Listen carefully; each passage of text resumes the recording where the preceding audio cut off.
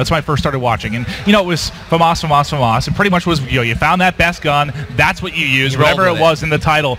Sometimes you're thinking back to Black Ops 2, there was a bit of a mix. You probably had, what, 4 guns or so that you would mix up between rifles and subs. But now, I mean, the whole game can be turned on its head so quickly when you talk guns. You're not going to be able to just have your go-to weapon or even 2 weapons. I mean, you're going to have to be good with everything. And we're even talking in between rounds. Right. Yeah. Right. Yeah, in between maps. I mean, you see one player, you ban the Man of War game 1. He goes off with the XR2. It's like, do we let the Man of War come back? I mean, it's a huge gamble. All right, well, here we go. We are ready to kick it off. It is going to be game number 2. Breach Hardpoint hopping on with Jerd. Recently moved to North America. He's been hanging with the big boys, putting on a show as of late, and starting out hot here. He picks up 2 kills. And he's been so good with this burst submachine gun. I'm interested to see if one of the players from North America is going to adopt using it during this game. I mean, he's been crushing.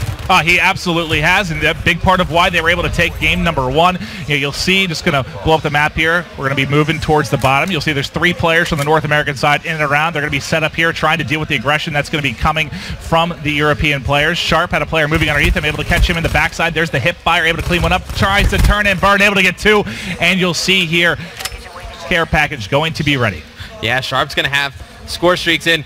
I love the fact, Jay, that we have score streaks back in competitive Call of Duty. I think it was such a great addition during Black Ops 2. It's so much fun. It adds so much to the game. Well, that's the thing, right? It just adds that variety to it. So where before, when everybody was very vanilla, I think. And so people were concerned. But I think, as you point out, again, with all the ban and everything that you can do, I think players are going to have a good time. Especially with the score streaks, they're fun to watch. Yeah, and they can change. They can change the dynamic of a map. Very quickly. You know, it's so much pressure. It builds this pressure. You know, there's so much time left. You know, when are they going to save them for? Are they going to save it for the final hard point? How are they going to use them? It's going to be absolutely a treat to watch. You saw the Vision Pulse coming out there from Jerd. Tell me a little bit about Vision Pulse. Yeah, Vision Pulse is a great thing that allows the player to actually pulse out in the community, out into the map, where you can actually see players in between or behind items. And then you saw the Reaper Psychosis come in, trying to break the hill, throw in those clones, and he's not able to do so. But Jerd really just putting Team EU on his back here at the early stages, Nathan. Well, every single player is positive right now for EU. It's just this North American side can't really get going. Sharp is 6-5 leading the way. Replay struggle a little bit to him. I'm going to hop on McCrim for just a bit here.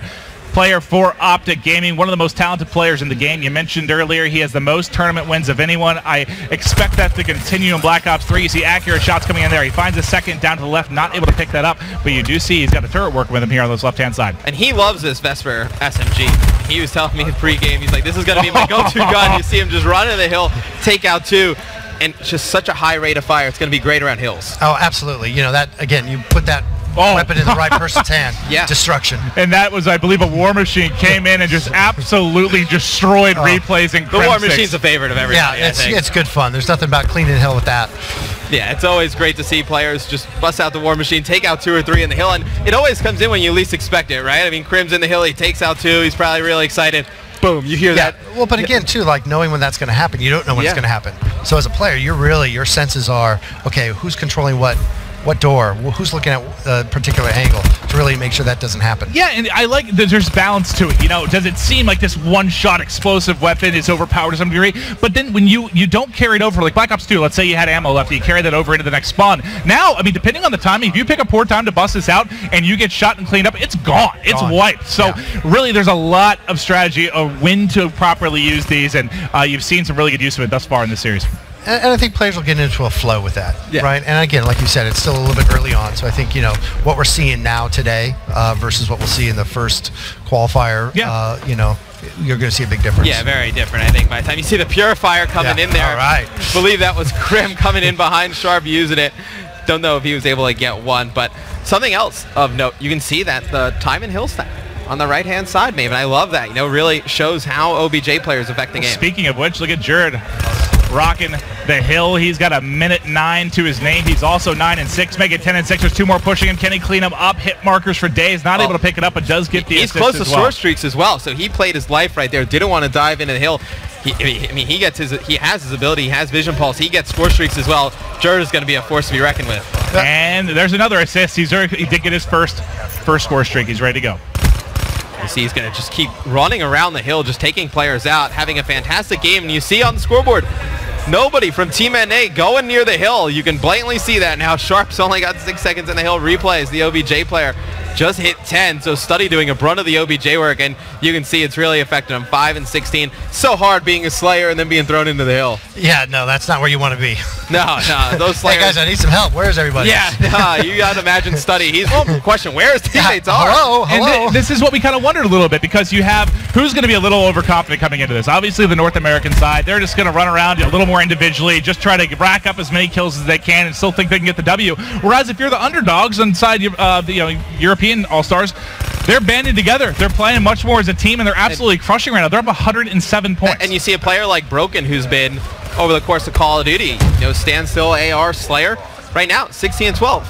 38 seconds in the hill. I mean, it doesn't look like a lot, but compared to the Slayers from North America, doing a better job at playing around the hill, playing more of a team game. Yeah, absolutely. I wonder if the EU guys maybe did a little something on the North American team before they started, like, oh, don't worry about it. Now, yeah, right. They lulled them into a false sense of confidence. Exactly. Now bringing it. Yeah, right. They used different guns. Like they didn't try to use the guns they were going to prefer.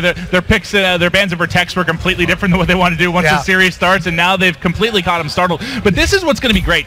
We've talked about in the past the different play styles we get between European players, Australian players, and North America. I just feel like there's so many more additions to this game that these play style differences are really going to become even more obvious. And when you work your way towards champs, that is going to be one of the most exciting events of all time. I cannot wait. Well, again, it goes with the depth, right, of the strategy that's going to be involved here. When you look at all the different weapons and the new systems that have in Black Ops 3, I think as the players get a little bit more accustomed to how it works and what you're playing against, you start playing against the other teams, you're going to know exactly what their strengths and weaknesses are. Yeah, we're going to see meta develop over the course of regions, months. I mean, something like Reaper Psychosis, where you say, maybe it's not that good in Search and Destroy. Maybe there's, an Australian or a European team out there that they have a pretty good strategy on way to use it on an offensive and defensive rounds. And I mean, we've seen over the course of history, one round can sway a game pretty quick. And you see right there, Krim with the Purifier.